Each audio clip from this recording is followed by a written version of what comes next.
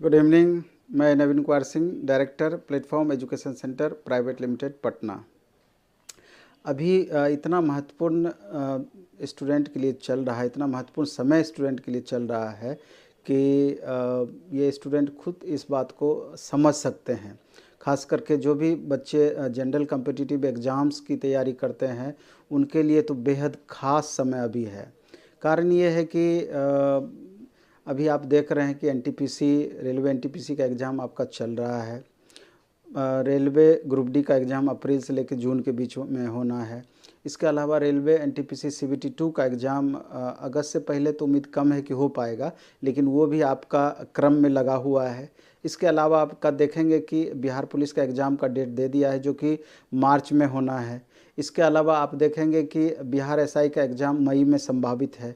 इसके अलावा आप देखेंगे कि अगर एसएससी के संदर्भ में आप आएंगे तो एसएससी जीडी का मार्च में अप्लाई करने का डेट आ जाएगा। वैकेंसी का एमटीएस का आपका आया हुआ है। इसके अलावा सीजीएल +2 लेवल का, एसएससी का, सारे का आपका कैलेंडर पहले से जारी किया हुआ है। तो और इसके अलावा भी आप देखेंगे कि जो कम एज के बच्चे हैं, उनका जो एयरफोर्स या डिफेंस का फॉर्म भरते हैं, तो 18 से 22 अप्रैल के बीच में एयरफोर्स ग्रुप एक्स का भी एग्ज़ाम होना है। तो इस तरीके से आप देखेंगे तो आपको समझ में आएगा कि अभी आपके लिए कितना महत्वपूर्ण समय चल रहा है। हम तो एक ही चीज़ शुरू से देखते आ रहे हैं कि जो स्टूडेंट ईमानदारी से लगे हुए हैं, तो थोड़ा सा देर ज़रूर हुआ है किसी न किसी कारण से, लेकिन जिनका डिवोशन है, जो लगे हुए हैं, उनका रिजल्ट ज़रूर हुआ है देर सवेर। क्योंकि बहुत सारे स्टूडेंट, खास करके जहाँ पर हम रहते हैं पटना में, अगर आसपास हम नज़र दौड़ाते हैं या लगातार हम देखते हैं, कोचिंग में आने वाले ही बच्चे हैं, तो बहुत सारे ऐसे भी बच्चे हैं कि 2 साल से लगे हुए हैं, 3 साल से लगे हुए हैं, 4 साल से लगे हुए हैं, 5 साल से लगे हुए हैं। जो लगे हुए हैं उनका कहीं ना कहीं जॉब हो ही रहा है।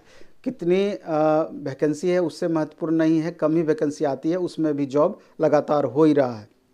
हाँ, ये अलग बात है कि जल्दी जॉब नहीं होने के पीछे भी बहुत सारा कारण है। और वैकेंसी का जो वैकेंसी जो आपकी आती है, ये भी एक बहुत बड़ा रीज़न है। आप देख रहे हैं कि अगर रेलवे के संदर्भ में आप देखेंगे तो 2 साल 3 साल से पहले वैकेंसी आपकी नहीं आ रही है। उसी तरीके से अन्य भी अगर स्टेट लेवल की वैकेंसी देखी जाए, तो खास करके बिहार स्टेट की हम बात कर रहे हैं, तो लगभग इसका भी वही पोजीशन है कि अगर एक वैकेंसी आ भी गई तो इनका प्रोसेस में इतना लेट होता है, विलम्ब होता है कि एन के कारण ये भी आपको बहुत ज़्यादा प्रभावित करता है। हाँ, एसएससी का भी लगभग वही पोजीशन है, लेकिन अभी ये फ़िलहाल कैलेंडर आपका जारी की है। डिफेंस वगैरह में क्या होता है कि इसका आपका रेगुलरिटी मेंटेन रहता है और एक निश्चित समय पे इसकी वैकेंसी आते रहती है।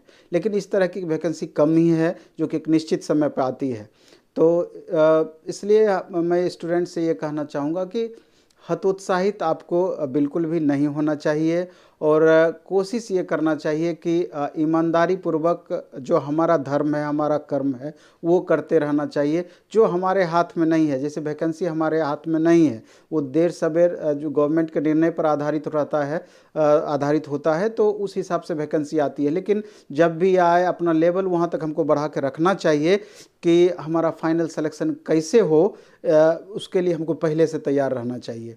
ये आप आशा करेंगे कि वैकेंसी आएगी तो हम तैयारी स्टार्ट करेंगे, तो उतने कम समय में हम पूरा का पूरा जो सिलेबस है उसको मेंटेन करते हुए मैक्सिमम मार्क्स ला के अपना फाइनल सिलेक्शन करवा पाएंगे या हो पाएगा, तो ये थोड़ा सा टफ रहेगा। आपको लगे हुए रहना पड़ेगा और किसी अभी का जो वर्तमान स्ट्रेटेजी आपका होना चाहिए या वर्तमान समय है, किसी एक वैकेंसी पर आप आश्रित भी नहीं रह सकते हैं।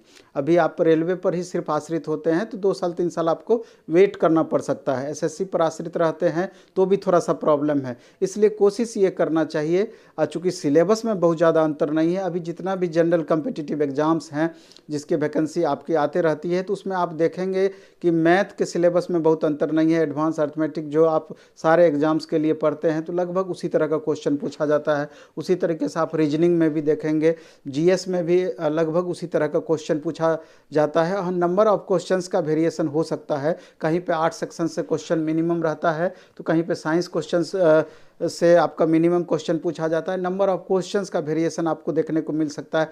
आप रेलवे देते हैं तो 100 क्वेश्चन पूछता है, एसएससी में आपका 100 क्वेश्चन पूछ रहा है। लेकिन अगर स्टेट लेवल का एग्जाम अगर आप देंगे तो बहुत सारे एग्जाम्स में 150 मार्क्स का क्वेश्चन पूछेगा, एनटीपीसी सीबीटी 2 में 120 मार्क्स का क्वेश्चन पूछेगा। वेरिएशन हो सकता है, लेकिन सिलेबस में बहुत ज़्यादा का डिफरेंस आपका नहीं है। हाँ, state by state regional questions में फ़र्क पड़ सकता है, लेकिन पढ़ाई आपको मैक्सिमम एक ही तरह का क्वेश्चन जो हर सब्जेक्ट से रिलेटेड है पढ़ने पर सारे एग्जाम्स के लिए आपका काम चल जाएगा।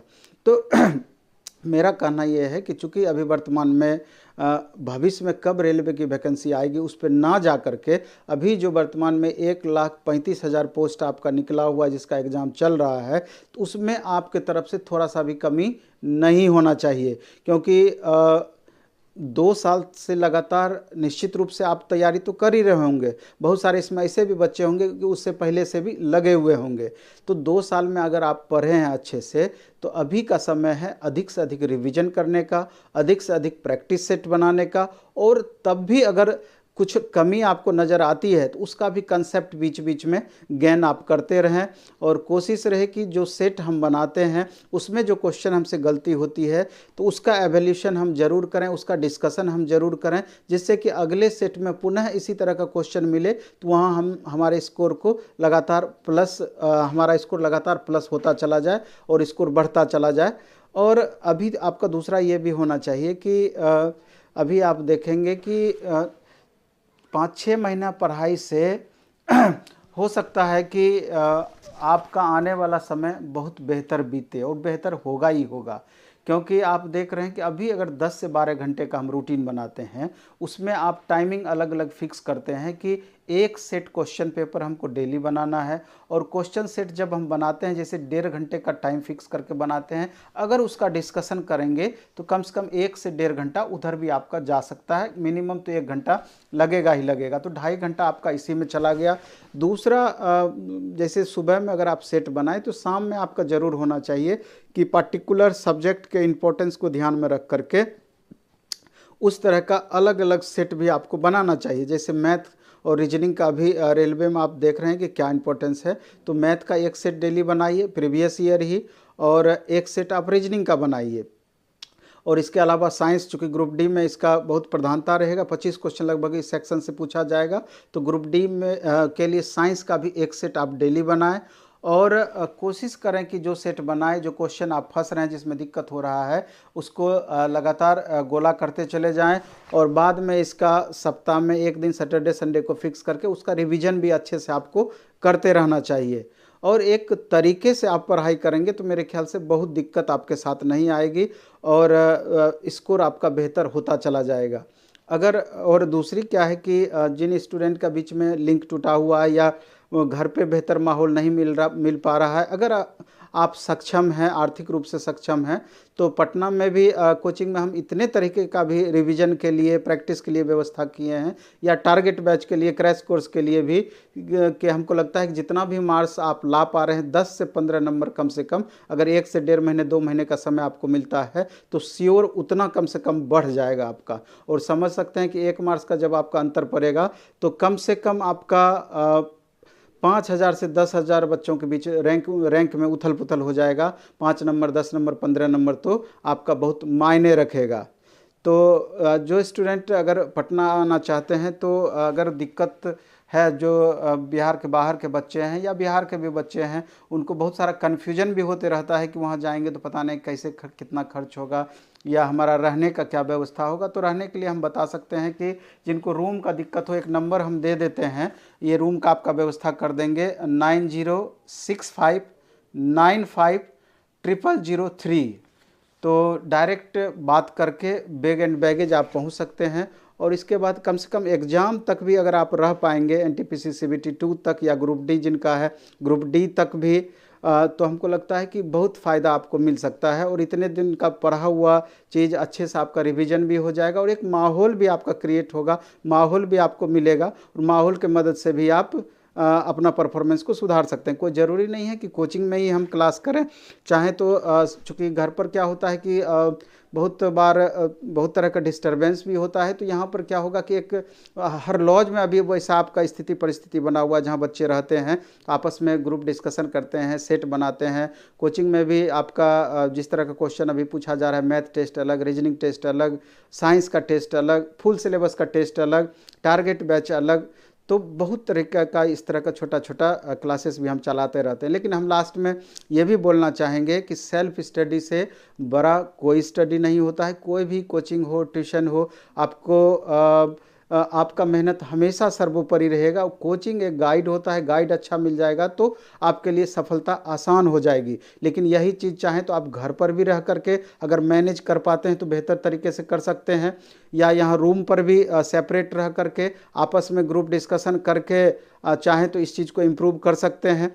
तो वो आप अपने स्थिति परिस्थिति के अनुसार इस तरह का निर्णय ले करके आप बेहतर करने का प्रयास कर सकते हैं। और चूँकि 16-17 तारीख को आपका सरस्वती पूजा भी है, तो हम तो ये माँ सरस्वती से हमारा हम प्रणाम करना चाहेंगे, आपके लिए आशीर्वाद मांगना चाहेंगे कि इस तरीके का आपको आशीर्वाद मिले, माँ सरस्वती की कृपा आप पर बनी रहे कि इस बार जो अभी जो भी एग्ज़ाम है उसके प्रति आप पूरी तरीके से पहले समर्पित रहें, अच्छे से रिवीजन करें, अच्छे से सेट बनाएं, और मेहनत अगर सही दिशा में करेंगे तो उसका प्रतिफल भी आपको माँ सरस्वती अच्छा ही देगी।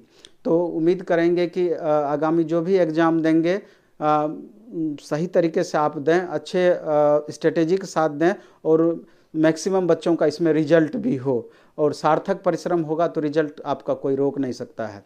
और दूसरी ये भी बात को समझना है कि जितने भी बच्चे जनरल कम्पिटिटिव एग्ज़ाम्स की तैयारी करते हैं, मैक्सिमम बच्चे मध्यम वर्गीय परिवार के, या मध्यम वर्गीय तो थोड़ा सा आजकल ऊंचा रेंज हो गया है, निम्न मध्यम वर्गीय परिवार को ले सकते हैं, या उससे भी हमको तो बहुत सारे ऐसे बच्चे हैं कि पिताजी ठेला चलाते हैं, रिक्शा चलाते हैं, इसके अलावा सब्जी बेचते हैं, जो भी अपना कष्ट में गार्जियन रहते हैं। कोई गार्जियन ये नहीं चाहते हैं कि हमारे बाल बच्चा भी कष्ट में रहे, इसलिए वो पूरी तरह से समर्पित होकर के उनसे जितना भी हो पाता है वो आपके लिए करने की कोशिश करते हैं। तो इसलिए आपका भी ये कर्तव्य बनता है कि आप भी उनको उचित रिटर्निंग दें, और कोशिश करें कि अभी 2-4-6 महीना अच्छे से मेहनत करके अगर आप रिजल्ट ले लेते हैं, गवर्नमेंट जॉब ले लेते हैं, तो आप ये अनुमान लगा सकते हैं कि आपके माता पिता को इससे कितनी खुशी महसूस होगी।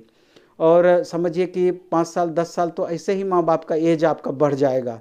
तो एक बार जब भी आप तैयारी करें, जब भी आपका थोड़ा सा मनोबल गिरे या पढ़ने का मन नहीं करे, तो एक बार ज़रूर उनका चेहरा अपने सामने लाइएगा, तो आपको स्वतः एक स्फूर्ति आएगी और मन करेगा कि नहीं, जैसे भी होगा इस बार हमको रिजल्ट लेना है।